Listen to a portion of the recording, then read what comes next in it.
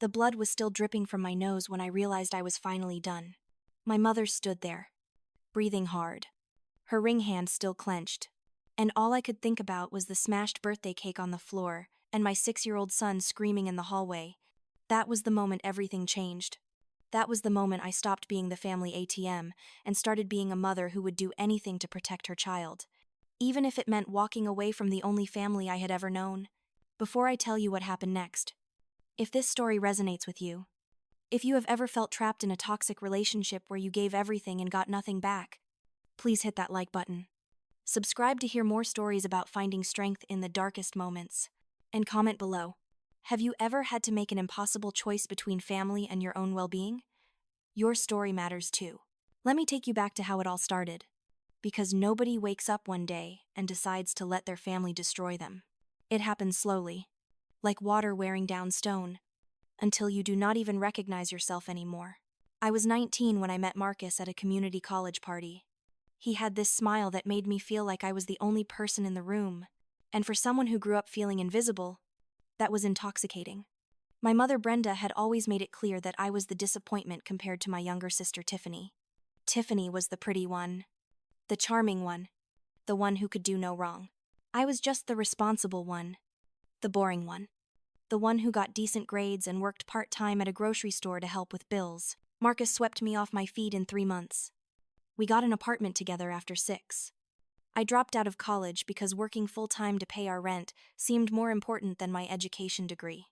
Brenda told me I was making a mistake, but her voice had that satisfied edge to it, like she had expected me to fail all along.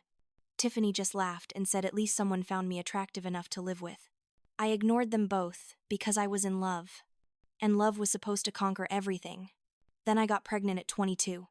Marcus had just gotten his promotion at the warehouse, and we were talking about maybe getting married, maybe buying a small house.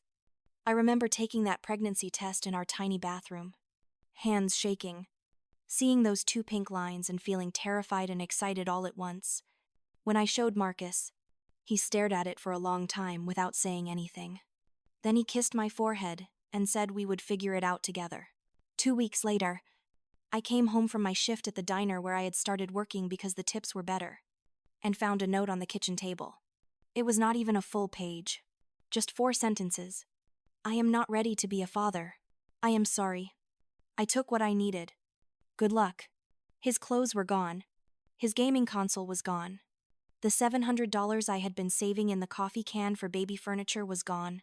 He left me the furniture, the dishes, and 3 months of rent I could not afford on my own. I sat on our couch for I do not know how long, reading those 4 sentences over and over, trying to understand how someone could just leave like that. How someone could say they loved you and then disappear before you even started to show. I called him 50 times that night. His phone was disconnected. I called his job the next day. They told me he quit. No forwarding address. No explanation. He just evaporated from my life, like he had never existed at all. Brenda's first words when I called to tell her were, "I told you so." Then she sighed that long-suffering sigh I knew so well and said I could move back home until I figured things out.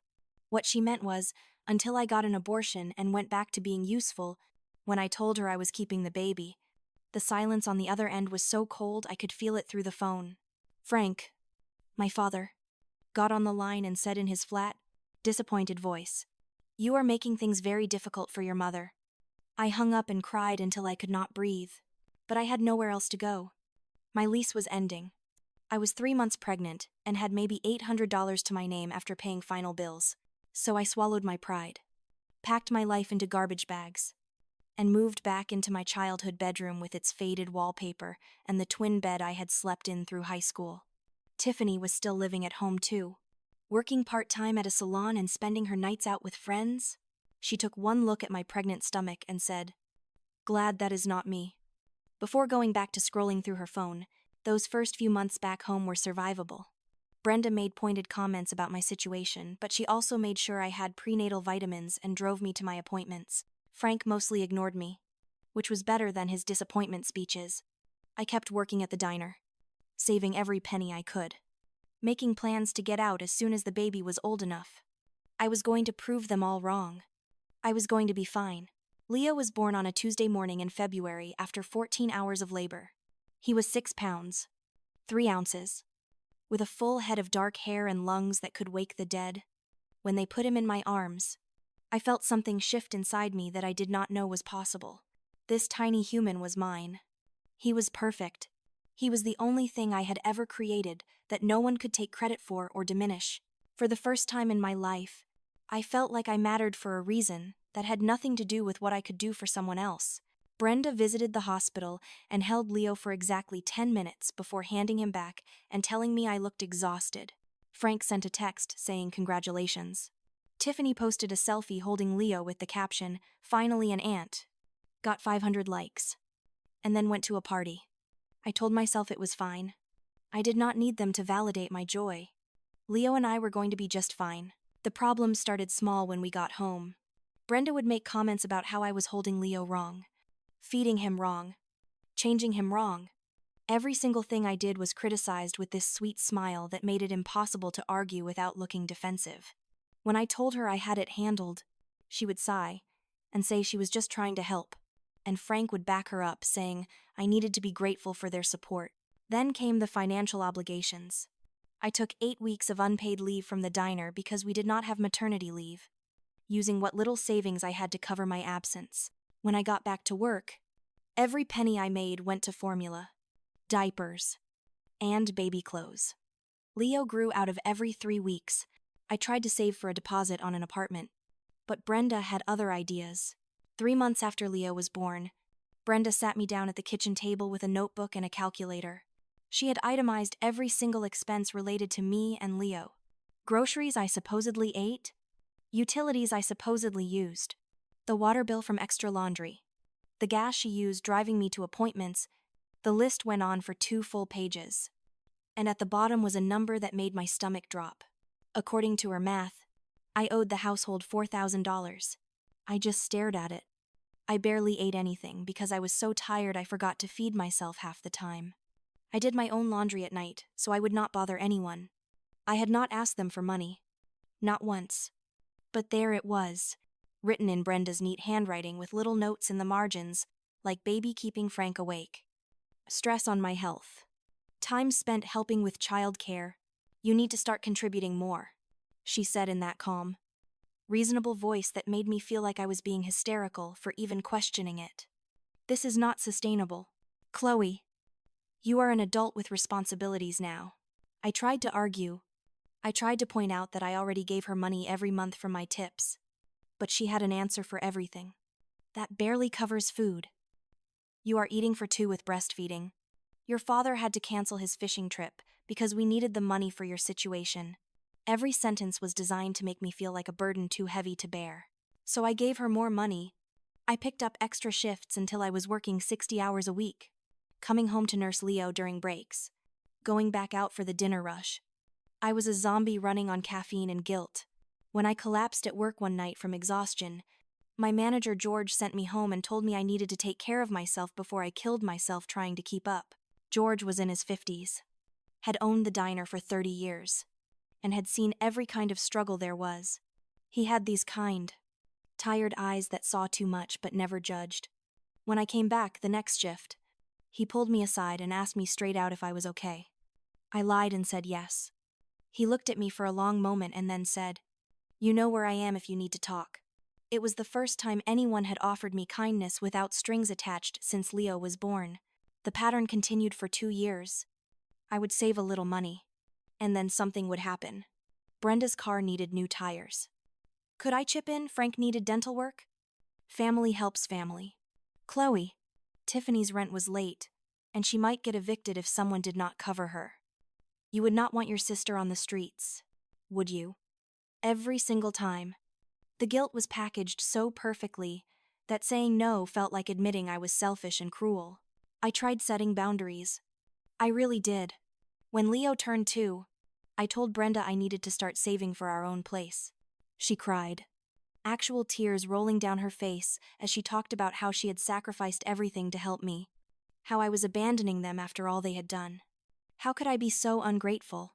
Frank stood behind her with his arms crossed and that look of deep disappointment that had been my childhood soundtrack.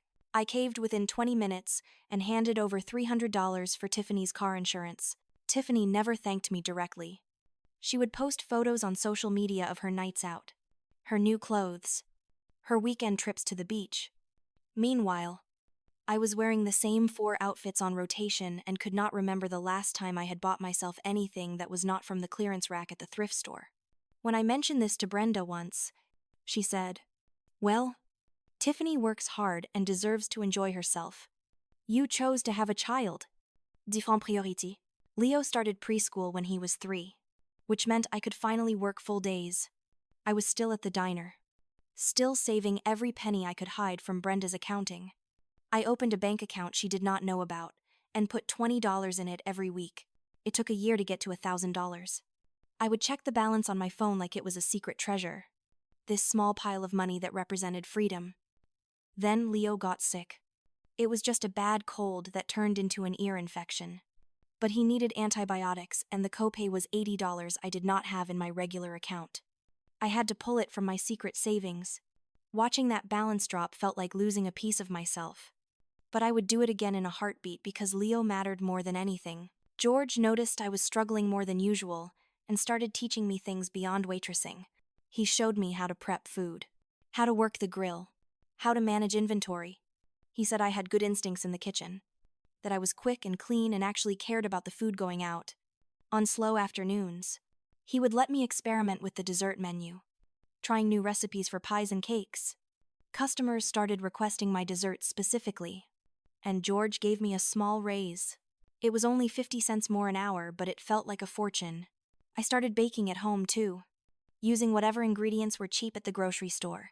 Leo would sit on the counter and help me stir, getting flour everywhere and tasting batter from the spoon. Those were our best moments. Just the two of us in the kitchen while Brenda was at her book club and Frank was in the garage. I felt almost normal during those hours. Like maybe I was good at something beyond just surviving. When Leo turned 4, I had almost $1,500 saved again. I found a tiny apartment listing online. 1 bedroom, 4th floor walk-up. Kind of rough neighborhood, but it had a deadbolt and a stove. The rent was affordable if I could just scrape together the deposit and first month. I called the landlord and scheduled a viewing. I did not tell anyone because I had learned that my plans had a way of being dismantled before they even started. The day before my viewing, I came home to find Brenda sitting at the kitchen table with my bank statement, me secret bank account statement. She had gone through my room. I found the paperwork I had hidden in a box of tampons, thinking no one would look there. And she had a list of questions written down like she was conducting an audit. "What is this account?" Her voice was quiet, which was always more dangerous than when she yelled. "I thought we agreed you would contribute to the household. This is over $1,000. Chloe, while your father and I have been struggling to make ends meet, while Tiffany had to borrow money from friends because her own sister would not help her, I stood there with my keys still in my hand, my heart pounding so hard I thought I might pass out. That money is for an apartment. Leo and I need our own space." I tried to keep my voice steady, but it came out shaky. Guilty. Even though I had done nothing wrong. Brenda stood up slowly, still holding my bank statement, like evidence in a trial. "You think you can just leave? After everything we have done for you, we took you in when no one else would. We helped raise your child. And this is how you repay us." She walked toward me and I actually took a step back. "Sneaking around, hiding money like we are thieves. We are your family. Chloe." Frank appeared from the living room. He did not say anything, just stood there watching me with those cold eyes. Tiffany was behind him, arms crossed. Actually smirking like this was entertaining. I felt like an animal surrounded by predators. And the worst part was, they were right about one thing. I had nowhere else to go. No friends left after years of canceling plans to work extra shifts. No other family. Just them. "You are going to withdraw that money tomorrow and contribute properly to this household," Brenda said. "And you are going to apologize for hiding it in the first place." I could not tell if she was serious about the apology, but I knew she was serious about the money. I could see it in her eyes. This was not a request. I went to my room, locked the door, and cried so quietly that Leo would not hear from where he was napping. I cried for the apartment I would never see.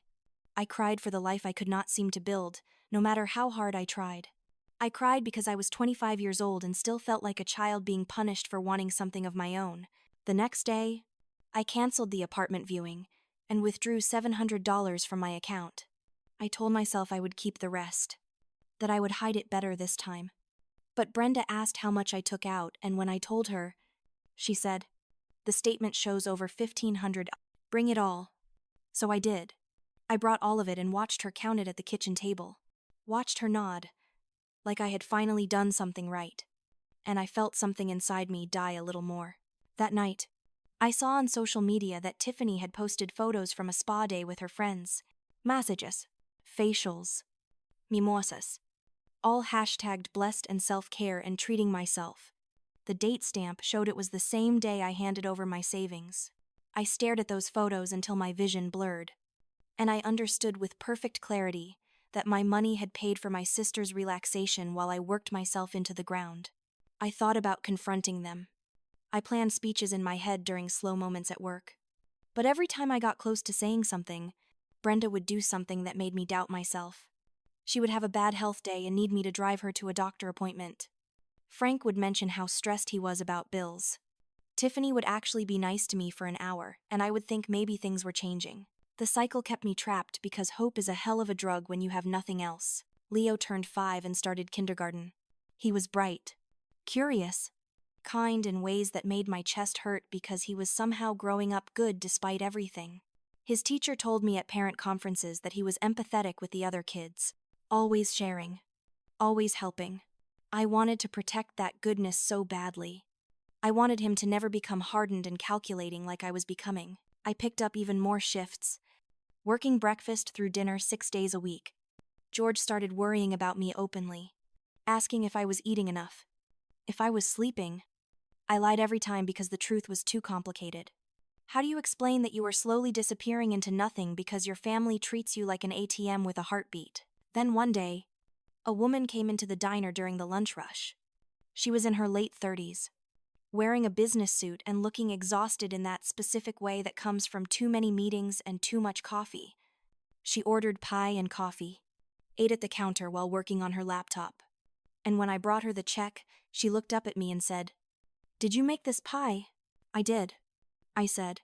It was George's recipe, but I had started adjusting it, adding a little more vanilla, letting the crust rest longer. The woman smiled, and it reached her eyes in a way that reminded me some people are actually genuine.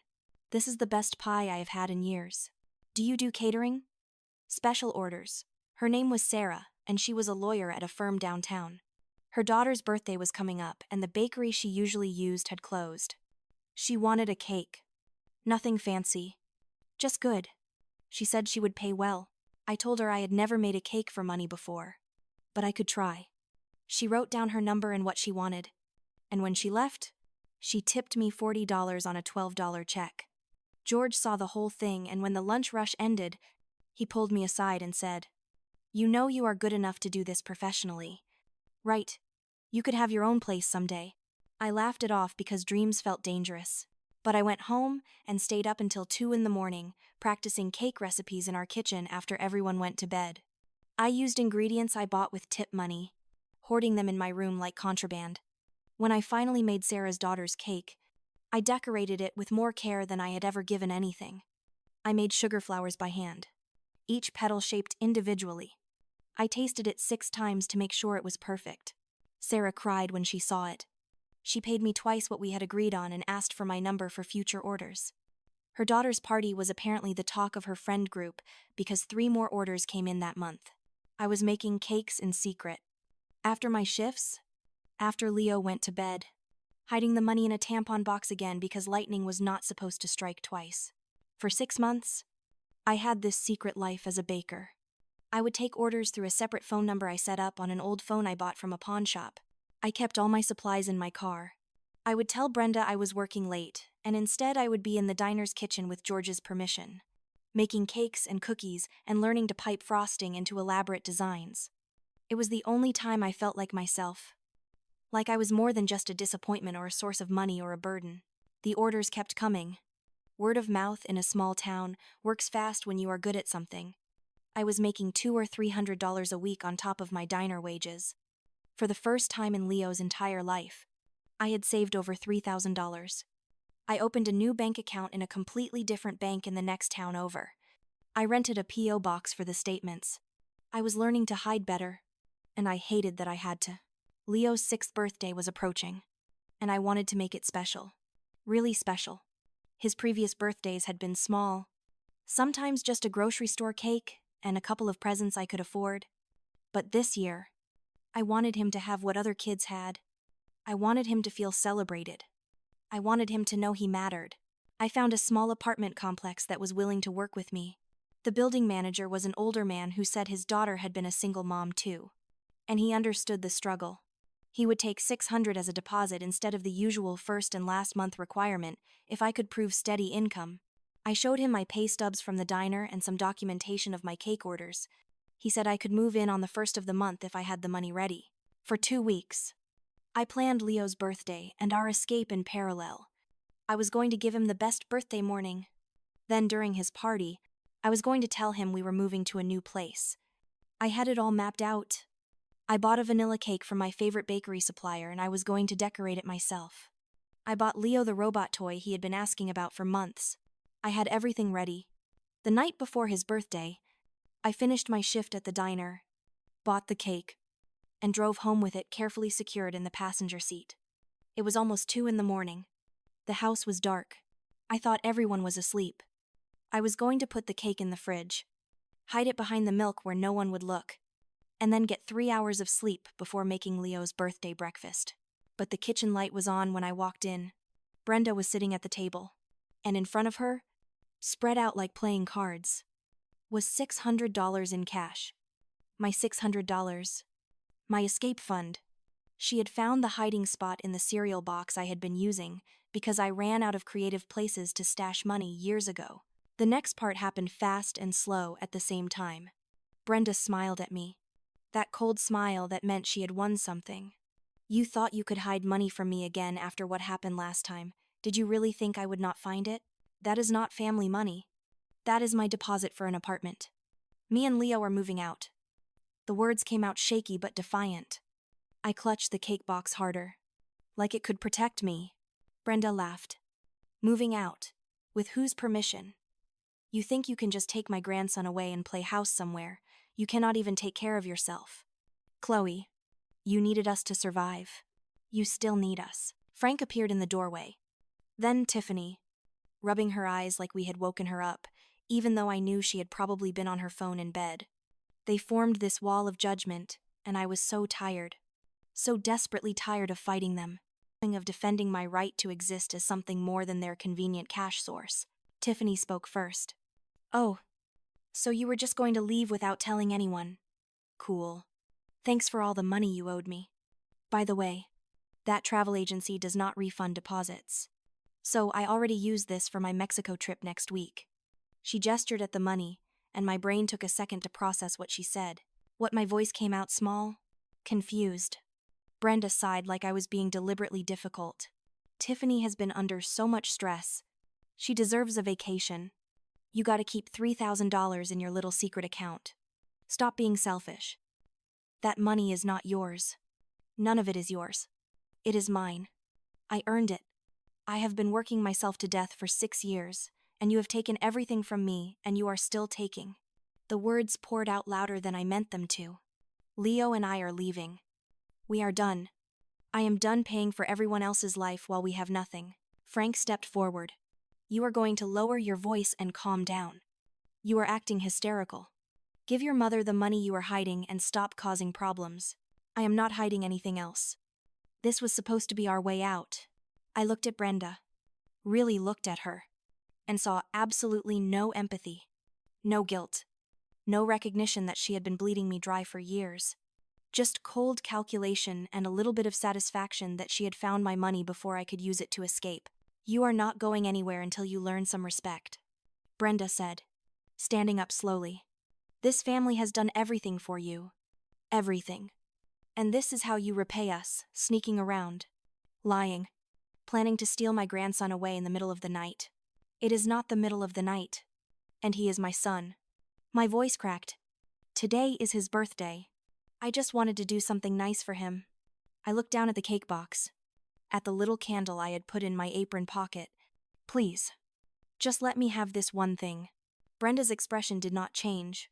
You think you are special because you work at a diner and make some cakes. You think you are better than this family. She took a step toward me and I felt that old fear rising. The instinct to back down. To apologize. To make myself small. But then I thought about Leo sleeping down the hall. I thought about the apartment that was waiting for us. I thought about every dollar I had scraped together. Every night I had stayed up baking. Every dream I had pushed down to keep the peace. And something in me snapped. I am not better than anyone. But I am done being treated like I am worthless. I looked each of them in the eye. I am taking my son and we are leaving. You can keep that money. Keep all of it. I will figure something else out. But we are done. That was when Brenda hit me. Her hand connected with my face so hard that my head snapped sideways into the refrigerator door. I heard the crack before I felt the pain. A sharp, bright explosion across my nose and cheekbone. The cake box fell from my hands and exploded across the kitchen floor. White frosting and vanilla cake and little pieces of cardboard scattering everywhere. For a second, nobody moved.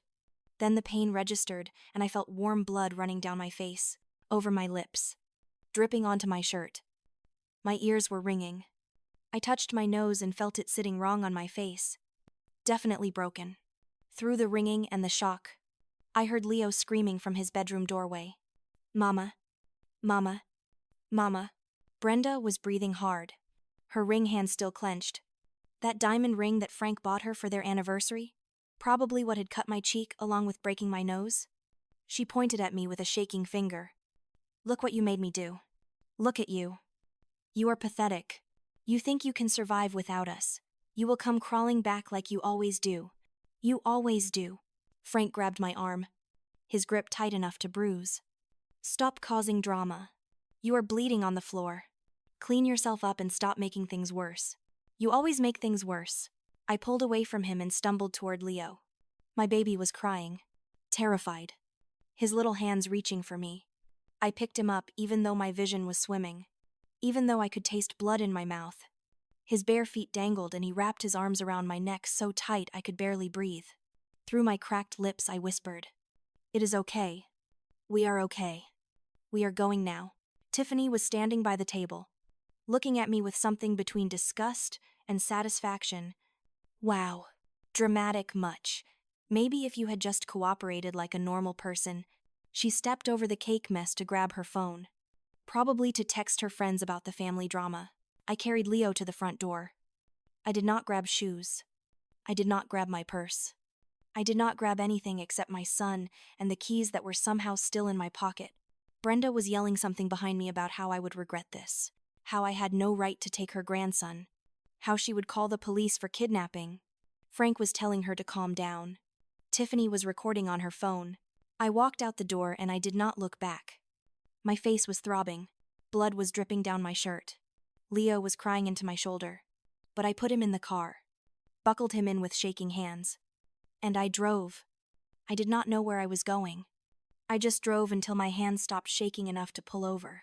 We ended up at the park near the diner, under a streetlight that buzzed and flickered like it was trying to decide whether to give up. It was 3 a.m. The playground was empty. I sat on a bench with Leo in my lap, both of us shaking from adrenaline and shock and cold. He was still in his dinosaur pajamas. I was still in my uniform that was now soaked with blood. Leo reached up and touched my face with his small hand. Careful around the swelling? Does it hurt? His voice was so small, so scared. I nodded, because lying felt wrong in that moment. He looked at the ground and saw a tiny bit of cake frosting that had somehow stuck to my sleeve.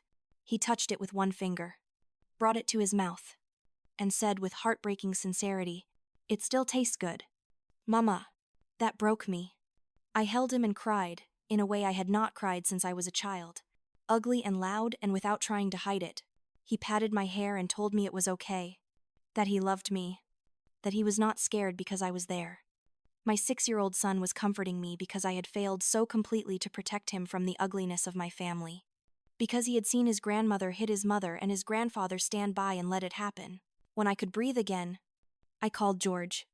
It was nearly 4 in the morning, but he picked up on the second ring like he had been waiting for this call for years. I did not have to explain much. I just said, "I need help." And he said, "Come to the diner. I will be there in 10 minutes."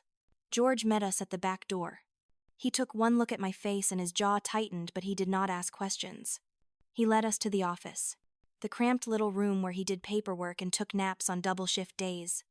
He got ice from the kitchen, wrapped it in a clean towel, and handed it to me. Then he got blankets from somewhere, the emergency ones he kept for winter power outages, and made a nest on the old couch for Leo. "You need to go to the hospital," he said quietly while Leo curled up under the blankets, exhausted from crying. "Your nose is definitely broken." I shook my head. I could not afford a hospital. I did not have insurance. I had nothing. He looked at me for a long moment and then nodded.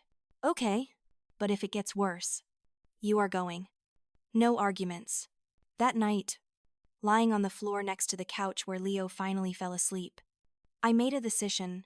I could not go back. Not ever. No matter how hard it got. No matter how much I struggled. Because if I went back, I was teaching Leo that it was okay to let people hurt you. That family meant you had to accept abuse. That survival was worth more than dignity. In the morning, George opened the diner like normal, but he let me and Leo stay in the office. He brought us food. Let me wash up in the bathroom. Gave Leo crayons and paper to draw on. When the morning rush ended, he sat down across from me and said, "What do you need?" "I need to make sure we are safe. I need to document this. I need to start over completely." My voice was hoarse from crying and my face was a mess of bruises and swelling. George nodded like he had expected this. He drove me and Leo to the police station during the afternoon lull. Stayed in the waiting room with my son while I filed a report. The officer who took my statement was a woman in her 40s with kind eyes and a matter-of-fact way of talking that made me feel less ashamed. She photographed my face from multiple angles. Documented the split on my cheek. The obviously broken nose. The bruising spreading down to my collarbone. She photographed the small cut on Leo's face where Brenda's ring had caught him. "Do you want to press charges?" She asked it gently, but I could see she expected me to say yes. I thought about it. I thought about Brenda sitting in a cell. I thought about the trial. The lawyers. Forcing Leo to testify about what he saw. I thought about the years of legal battle that would keep them in my life. Keep the toxicity festering. No. I just need this on record. For the future. In case she tries something.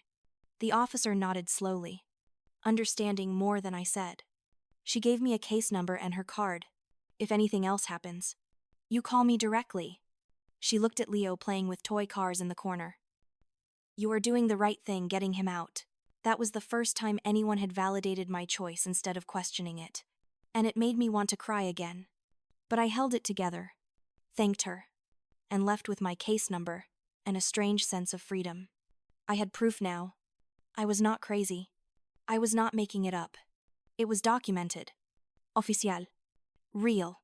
The next few days were a blur of survival. George let us stay in the diner's office. Paid me under the table for shifts. Did not charge rent. I called Sarah, the lawyer who had become my regular cake customer, and through tears I told her what happened. She showed up 2 hours later with a bag of groceries, a first aid kit, and the name of a legal aid attorney who could help me with restraining orders if needed. Sarah looked at my face and said with quiet fury, "I have a spare room if you need it. Just for a few weeks until you find something." I almost said no because accepting help felt like weakness. But then Leo looked up at her with hopeful eyes and I realized pride was a luxury I could not afford anymore. We moved into Sarah's guest room that night. Living with Sarah was strange. She did not ask for money. She did not make me feel like a burden. She just existed in her life and let us exist in ours. Sharing space like it was normal. Her daughter Emma was 8 and she treated Leo like a little brother immediately. For the first time, Leo had something close to stability, and I watched him start to relax in ways that made me realize how tense he had always been. I kept baking. Sarah's kitchen was bigger and better equipped than anything I had ever worked with, and she told me to use whatever I needed. I took orders constantly, staying up late to fulfill them, saving every penny in a new account at a new bank. Sarah helped me understand business basics, taught me about contracts and pricing and protecting myself legally. 3 weeks into staying with her, Brenda called. I had blocked their numbers, but she called from someone else's phone, and I answered before I realized. Tiffany told me you are making up stories about us, she said, her voice dripping with fake concern. People are asking questions, and it is very hurtful. I am not telling anyone anything. But you did break my nose. That is not a story. My voice was calm, flatlined, empty of emotion. I had practiced this conversation in my head dozens of times. I told everyone you fell. No one is going to believe you anyway. You have always been dramatic. Chloe, you make everything worse than it is. She was so sure of herself, so certain that her version of reality would win because it always had before. Maybe. But this time there is a police report, photos, medical documentation. I am not staying quiet just because you are uncomfortable with the consequences of your actions. I looked at Leo drawing at Sarah's kitchen table, happy and safe, and I felt steel in my spine I did not know I possessed.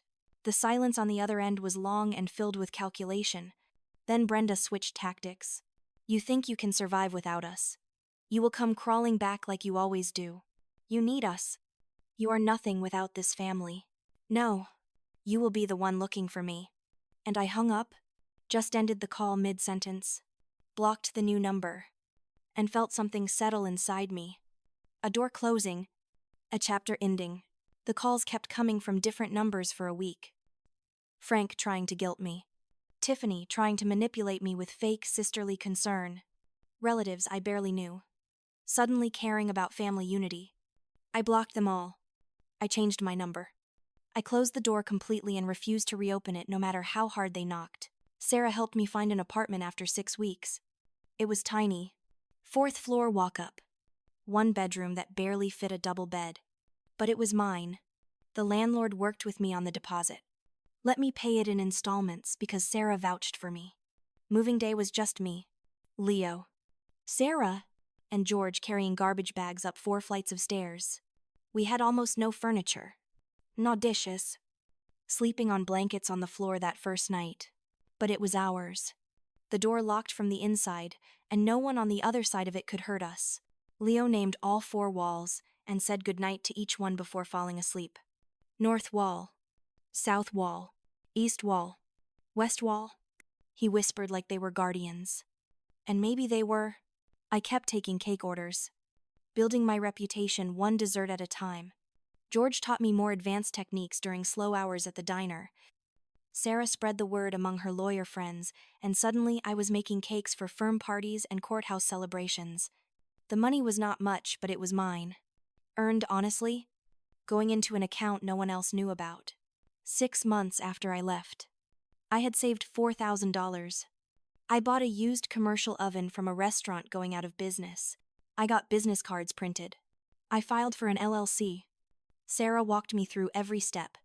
Refused to charge me for legal help. Said she was investing in women who were willing to fight for themselves. Then one afternoon, George called me into his office at the diner. He had tears in his eyes and I thought someone had died. Chloe, I am retiring, he said. Doctor says my heart cannot take these hours anymore. I need to slow down or I am going to slow down permanently if you know what I mean. My stomach dropped. The diner was my safety net. My reliable income. My backup plan. I started doing math in my head. Figuring out how many cake orders I needed to replace that income. Feeling panic, rising. Then George said something that changed everything. I am selling the place. And I think you should buy it. He slid a folder across the desk. These are the numbers. The property, the equipment, the business. I have talked to the bank and they are willing to work with you if you can come up with $15,000 as a down payment. Sarah already said she would co-sign if needed. I stared at the folder, at the number written on the tab. $65,000 for the whole diner. It seemed impossible, insurmountable, a dream too big to even consider. But George leaned forward and said, "You already know how to run this place.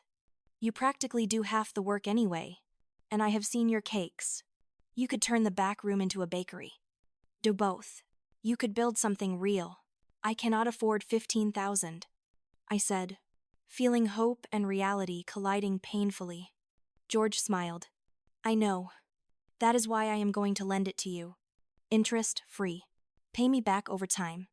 I trust you more than any banker ever will. I cried in his office for the second time in my life. This man who barely knew me, who had no reason to care, was handing me the keys to a future I did not think existed. We worked out the details over the next month. George Owner financed most of it. The bank took a small portion. Sarah co-signed despite me protesting, and suddenly I owned a diner, at 26 years old. The first thing I did was convert the storage room into a small bakery. I bought professional equipment slowly, piece by piece. I kept the diner running during the day, did custom cakes at night. Leo did his homework at the counter. I worked 18-hour days and loved every minute because this was mine. Built by me. Owned by me. Word spread fast in our small town. The diner became known for incredible desserts. My cakes got featured on local food blogs. I started getting orders from 2 towns over. Then 3. Within a year, the bakery side was making more than the diner. I hired 2 part-time workers. Both single moms I knew from Leo's school who needed flexible schedules. I paid them fairly. Gave them sick days. Treated them like humans instead of replaceable parts. When one of them cried because she had never had a boss who treated her with respect, I realized I was building more than a business. I was creating the kind of workplace I wish I had when I was drowning. 2 years in, I paid George back in full. He tried to refuse the last payment, but I insisted. You gave me a life, I told him. The least I can do is honor our agreement.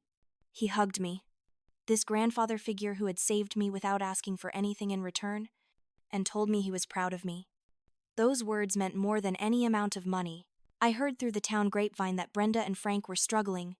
Apparently, Tiffany had stopped working altogether, living off them completely. Medical bills were piling up. They had to sell Frank's truck. The house needed repairs they could not afford. Part of me felt satisfaction. A larger part felt nothing. They were simply background noise in a life I was too busy building to care about them. Then came the call that set everything into motion for the final act. A corporate event planner from the company where Tiffany supposedly worked needed an emergency caterer. Their regular service canceled last minute. They needed lunch for 40 people in 3 days. Plus dessert. The contact name on the inquiry form was Mrs. Brenda L., and the delivery address was 2 blocks from my old house. I stared at that email for a long time. It could have been coincidence. It could have been legitimate. But something felt wrong. I called the company directly and asked to verify the order. The receptionist seemed confused. Put me on hold. Came back and said they definitely needed a caterer, but she did not know anything about a Mrs. Brenda L. placing the order. She gave me the actual event coordinator's name and number. When I called the coordinator, she sounded frazzled and grateful. Yes, we desperately need someone. Our usual place had a kitchen fire. Someone gave us your name. Said you were the best in the area. She confirmed the details, all of which matched the original email, except for one thing. It is for Tiffany's last day. She is moving departments. The office wanted to do something nice. That was when I knew. Brenda had somehow found out about the party, probably through Tiffany, and was trying to insert herself as the point of contact. She wanted credit for bringing in the caterer. Or maybe she wanted to force me into a position where I would feel obligated to help family. Either way, it was manipulation dressed up as an emergency. I sent the coordinator my standard contract. Full payment up front. Non négociable. Signed agreement on cancellation policy. Clear terms about who the point of contact was and that only that person could make changes. I was polite, professional, and I knew exactly what I was doing.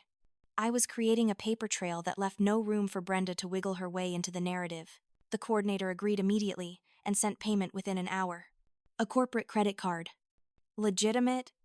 No drama. Then my personal phone started ringing. Brenda. Calling from yet another new number. I had not blocked yet. I let it go to voicemail. Then Frank called. Then Tiffany. All voicemails. All variations of the same thing. We heard you are catering Tiffany's party. We want to make sure you do a good job. This is important for family. I deleted the voicemails without listening to them fully. I blocked the new numbers. I prepared the food order like I would any other job. Professional and detached. The menu was standard corporate fare sandwich platters. Salad. Pasta. And a cake. Nothing special. Nothing personal. Just business. The morning of delivery. Brenda showed up at the diner. I saw her through the window, walking up with that determined stride that used to make me shrink. She walked in like she owned the place, like she had any right to be there. I was behind the counter, finalizing the order for delivery. Leo was at a back table doing summer reading. My first instinct was to hide, to avoid the confrontation. But this was my business, my space. She was the intruder. So I stood tall, looked her in the eye, and said calmly, "We are not open for walk-ins right now. If you need something, you can place an order online." Brenda stopped, clearly not expecting that response. "Chloe, I came to talk to you about the catering today. You need to make sure it is perfect. This is for your sister." That fake, sweet voice, dripping with maternal concern, designed to make me feel guilty for being cold. "The order is complete and will be delivered on time according to the contract with the company. That is all I have to say about it." I went back to packing containers, not even looking at her. Out of the corner of my eye, I saw Leo stiffen, recognizing her, probably remembering that night, even though we had not talked about it much. Brenda's voice hardened. "You think you are so special now. You have a little business and you think that makes you better than us. We are still your family. Chloe, you cannot just pretend we do not exist." "I can. Actually, and I do. You lost the right to call yourself my family when you decided hitting me was an acceptable response to me wanting to live my own life." I looked at her directly now, seeing the flicker of surprise that I was not backing down. "There is a police report. There are photos. If you do not leave my business right now, I will file for a restraining order. I have already talked to my lawyer about it." Sarah had not exactly said that, but she would back me up if it came to it. And Brenda did not need to know the details.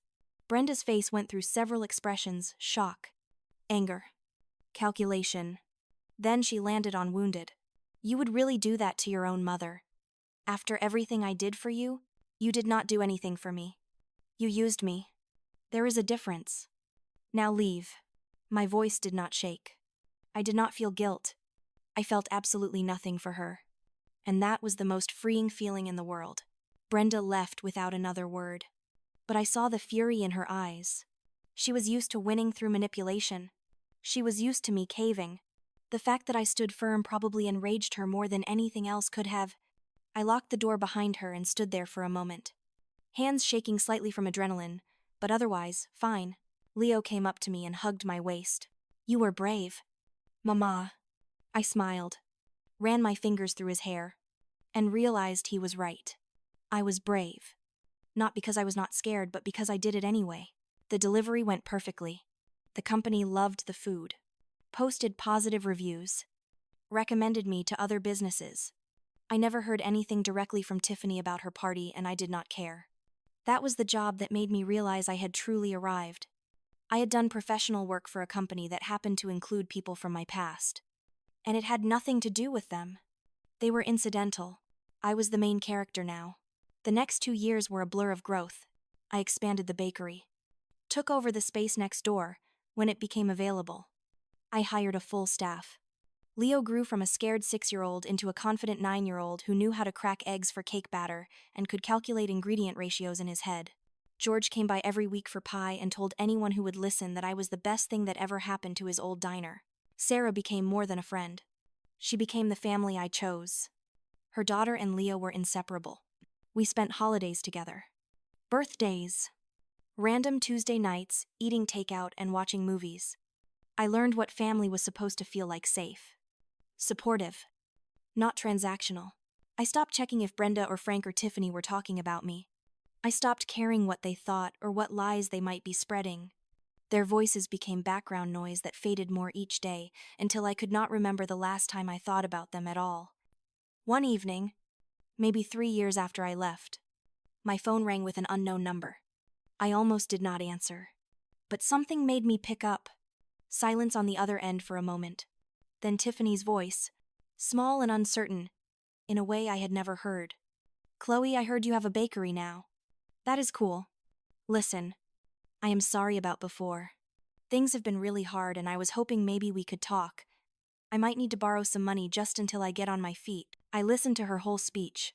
The manipulation disguised as apology. The request dressed up as sisterly bonding. When she finished, I said calmly, "No. I am not interested in resuming contact, and I am not lending money. I hope you figure things out." Then I hung up and blocked the number. Leo looked up from his homework. "Was that them?" I nodded. He thought about it for a moment and then said, "Good job, Mama," and went back to his math, like it was nothing. Because for him, it was nothing. They were not part of our lives. They had no power here. That was when I knew I had won. Not by destroying them, not by seeking revenge, but by simply building something so solid they could not touch it. Every cake I made, every customer I served, every dollar I earned honestly was proof that I did not need them. I never had. They had convinced me I did through years of manipulation. But the truth was, they needed me far more than I ever needed them. The voicemails kept coming occasionally from different numbers. Frank trying to reconnect after a health scare. Brenda wanting to meet her grandson. Tiffany asking for help after another failed venture. I deleted them all without listening fully. I was not interested in reopening doors I had worked so hard to close. Leo is 9 now. He does not remember much about that night, or maybe he does, but it does not define him. What he remembers is flower fights in our apartment kitchen. He remembers the day I signed the papers for the diner. How he cut a cake with safety scissors for our private celebration. He remembers baking cookies at midnight because no one was going to yell at us. Because we were free. His teacher told me last month that he wrote an essay about his hero. I expected him to write about a superhero or a famous athlete. He wrote about me. He wrote about how his mom works hard and owns her own business and taught him that it is okay to walk away from people who hurt you. He wrote that I am brave because I chose us over them. I cried reading that essay, because despite everything, despite all the mistakes and the struggles and the moments I barely held it together, I raised a son who understands what real strength looks like. Sometimes people in town ask about my family. Small towns, gossip, and everyone knows everyone's business eventually. I give a simple answer. We are not in contact. Most people are polite enough not to push. But occasionally, someone will say something about forgiveness. About how life is too short for grudges. About how family is family. I used to try to explain. I used to defend my choices. Now I just smile and change the subject because some people will never understand. They did not live it. They did not feel their worth being chipped away piece by piece until they believed they deserved nothing. They did not have to choose between their own survival and staying in a family that only saw them as an ATM with a pulse. I do not hate Brenda, or Frank, or Tiffany. Hate would require emotional investment I do not have. I simply chose differently. I chose Leo. I chose safety. I chose dignity. Those choices were not easy. Walking away from everything familiar, even when that familiar was toxic, was the hardest thing I have ever done. But every single day in my life now proves it was right. My business continues to grow. I have been featured in regional magazines. Couples drive from 3 hours away for my wedding cakes. I hired 6 employees now. All women I carefully selected because they needed flexibility, understanding, and a workplace that did not exploit them. When one of them told me I changed her life by treating her with respect, I understood that I was building something bigger than financial success. I was creating the kind of space I needed when I had nothing. The lesson I learned through all of this is simple but took years to understand. You do not owe anyone your destruction just because they are family. You do not have to set yourself on fire to keep other people warm. And when someone shows you who they really are, when they hit you and steal from you and treat you like you are worthless, you are allowed to believe them and walk away. You are allowed to save yourself. Your value is not determined by how much you can endure or how much you can give until you have nothing left. Your value is inherent, unchangeable, yours. It took me 25 years and a broken nose to learn that, but I will spend the rest of my life making sure Leo knows it from the start. He will grow up understanding that love is not transactional, that family should build you up, not tear you down, that walking away from toxicity is not weakness, but the strongest thing you can do. So here I am now, standing in my bakery at 5 in the morning, like I do every day, prepping orders and watching the sun come up through my front window. The life I have is not perfect. Money is still sometimes tight. Leo still has nightmares occasionally. I still have moments where I doubt myself, where that old voice tells me I am not enough. But those moments pass faster now because I have proof, tangible proof, that I am more than enough. I survived, and I built something beautiful from the ashes of what they tried to make me. My hands, the ones that used to shake when Brenda yelled, the ones that used to hand over money I did not have, the ones that clutched Leo while blood dripped from my face. Those same hands now create. They knead dough and pipe frosting and craft tiny sugar flowers that make children's eyes light up. They lock my door at night, knowing we are safe inside. They hold my son when he needs comfort and high-five him when he brings home good grades. These hands belong to me now, and they are building the life I always deserved but never thought I could have. That is my story. That is how I went from being someone's doormat to being my own person. It was not one big moment of courage. It was 1,000 small acts of choosing myself, of setting boundaries, of saying no, of walking away even when every instinct told me to stay and fix it and make peace. You cannot fix people who do not want to be fixed. You cannot change people who benefit from you staying broken. If you are in a situation where someone is taking and giving nothing back, where your boundaries are trampled and your worth is questioned, where you sacrifice everything and it is never enough, please hear me. You can leave. It will be hard. It will be scary. You might lose people you thought you needed. But on the other side of that, fear is a life where you belong to yourself, where your yes means yes and your no means no, where you do not have to shrink or apologize or give away pieces of yourself to earn love. Real love does not cost everything. Real family does not require your destruction. I did not think I was strong enough. I was sure I would fail. I was terrified of being alone. But I learned that being alone with your integrity intact is infinitely better than being surrounded by people who only want what they can take from you. And I learned that when you choose yourself, when you finally put your own oxygen mask on first, you find out who you really are. Turns out, I am someone who can survive anything, build anything, become anything. So are you. Have you ever had to walk away from someone you thought you needed? Have you ever realized that the people hurting you most were the ones who claimed to love you? What did you do? How did you find your strength? Drop your story in the comments, because someone out there needs to hear it. Someone is sitting in their version of that kitchen with blood on their face, wondering if they can really leave. And your words might be exactly what helps them take that first step. If this story helped you, if it made you feel less alone or gave you even a spark of courage, hit that like button and subscribe. Share this with someone who needs to hear it. And remember, you are not stuck. You are not trapped. You are not too weak or too broken or too far gone. You are exactly strong enough to save yourself. And the moment you decide to try is the moment everything changes. That phone that keeps ringing with their number, you are allowed to let it go to voicemail. That silence on the other end is not emptiness. It is peace. It is yours. Claim it.